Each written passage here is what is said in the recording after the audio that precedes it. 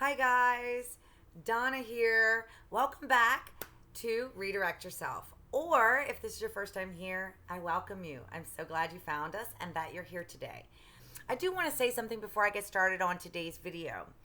If anyone has some input or comments on topics that you would like to hear more about, or topics that I have not yet covered that you would like to see a video on, please do put that in the comment section.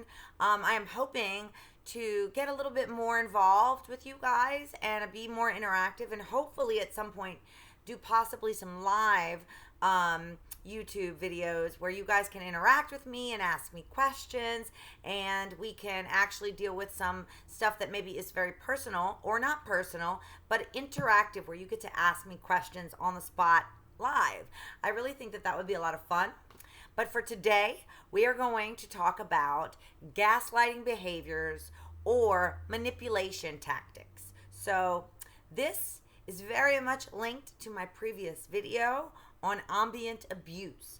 That video is about how to recognize that you have been in an ambiently abusive relationship. So if you haven't seen it yet, go on back and check that out. It's called Ambient Abuse. What is it? But I noticed that I had a lot of views on that particular video. And I don't really want to do the same thing that all the thousands of channels on narcissism do. So instead, I would like to make it a little bit more, less about the narcissism or the narcissist and more about the behaviors and the way that we as the target or the victim feel in relationship to those behaviors. This particular video, I would like to cover the behaviors and give them a name and a description so that you can readily identify when someone is utilizing one of these behaviors or tactics with you. And being aware of that helps us to better not fall prey if we are in fact being targeted. So let's begin. The first primary behavior that is considered a gaslighting or manipulation tactic is the actual gaslighting manipulation. Gaslighting is when the person denies the existence of an event, occurrence, conversation, etc., even when presented with evidence. So it can be called denial or gaslighting. And I like to point out that gaslighting is a way of basically denying your reality. We will give examples of these in a subsequent video. The next one is compartmentalizing, or also known sometimes as triangulation. This tactic is when they deliberately block the target or victim from source data. So that might look like when they say something that a third party has told them about you, let's say, knowing that you have no contact with that third party. That is considered triangulation. It can also be compartmentalizing. So if they mention that someone else made a negative comment about you, but that negative comment is made by someone who you have no contact with. So they are cutting you off from source data, so you're not able to verify the information. Number 3, deflection, or I like to call it the magician's act, but denying behaviors by putting you on the defensive. So this is where you attempt to have a conversation about a negative behavior of theirs, and they turn it around and discuss a time when you actually had that behavior. So maybe you're calling them out on lying or being late or not showing up for an appointment or something like that. They bring up a time when you did a similar behavior, which is classic deflection. What they want is for you to begin to defend yourself. Again, we'll talk about examples later on. And I call it the magician's act because if you're busy defending your own actions, what you're not doing is holding them accountable for theirs, which was probably the purpose of the conversation in the first place. We are at 4 minutes. I like to keep these short, so let's keep going. Number 4, invalidation, and this could also be considered gaslighting, and that is when they insist that you are imagining things, right? So either that you are feeling hurt or insulted or in some way having a feeling in relationship to something they said or did. And they are basically saying you are imagining that they said what they said, or you are imagining the intent behind what they said. That perhaps you took it as an insult, but they're telling you you're imagining things. It wasn't an insult. Again, we will have another video later on that gives examples of these. But that would be considered invalidation. So basically telling you that what you think or feel isn't valid. And that can also be considered gaslighting if they are denying your reality. So indeed, your feelings are your reality. No other person can tell you that you don't feel that.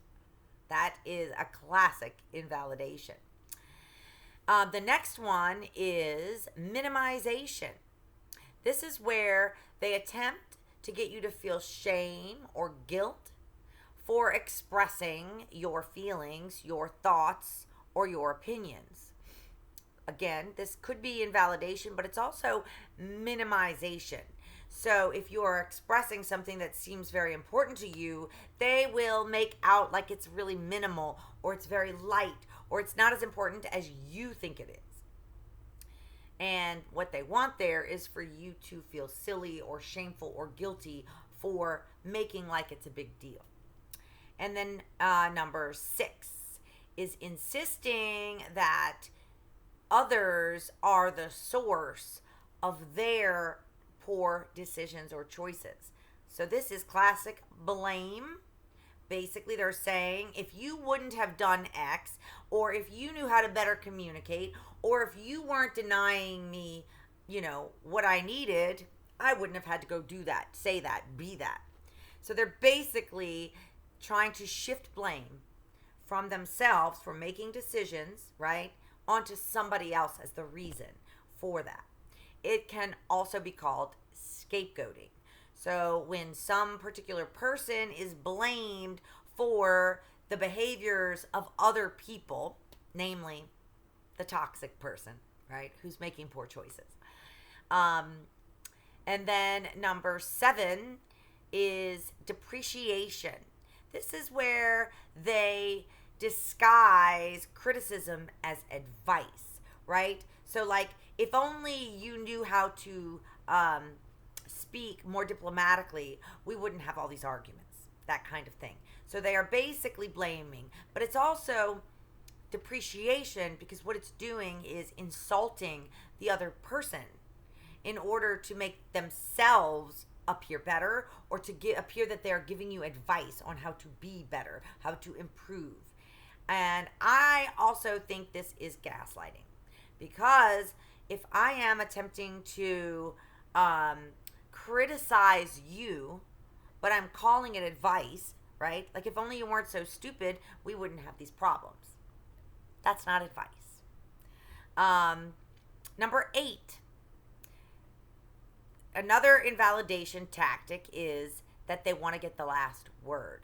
It's almost like they will say anything in order to end the conversation with them having the last word. That one's kind of, a lot of us do that in arguments, and we're not toxic, but it's something to keep an eye on. If someone does it repeatedly, then that is, again, a chronic problem. Forcing the other person, or the target, or the victim, to agree with their false reality through domination. Basically, through wearing you down with arguments to the point where you're so energetically uninterested in arguing anymore that you just agree. That's domination. I have basically worn you down to the point where you no longer want to stand up for yourself, so you just go along. Number 10, that they will engage in gossip or bad-mouthing you to other people in order to control, hurt, and manipulate you. Humiliation is the name of this one. So they basically do, again, triangulation, where I go to a third party, they go to a third party, they discuss you in an insulting way, and they tell you about it or make sure that you hear about it in some way to feel humiliated. So we're at 10 minutes. So obviously these manipulation tactics are important for us to know. And I think that because our feelings come from thoughts, if someone is using these tactics on us, especially on a regular basis, to know that they have a name, to know that they are indeed a manipulation tactic or a gaslighting behavior, can really help us to not get embroiled in the discussion, to not fall victim to it. If we can identify it as such, we may not end up falling victim to it. So that is my hope, that you got something out of this video, that you are able to spot these behaviors when someone attempts to use them on you, especially a toxic person. And keep your eye out for a subsequent video where I will give examples of these gaslighting behaviors, as well as in-depth discussion of these a little bit more. With that, I hope you're able to use these right away and become just a little bit happier. And I hope that you'll come back. If you liked this video and thought it was helpful, please go ahead and hit the like button. Also, share it with someone who you think might benefit from it. And if you haven't subscribed, I would love it if you would do so. It certainly helps the channel, and I could use some help. So with that, have a wonderful day, and I hope to see you back here soon.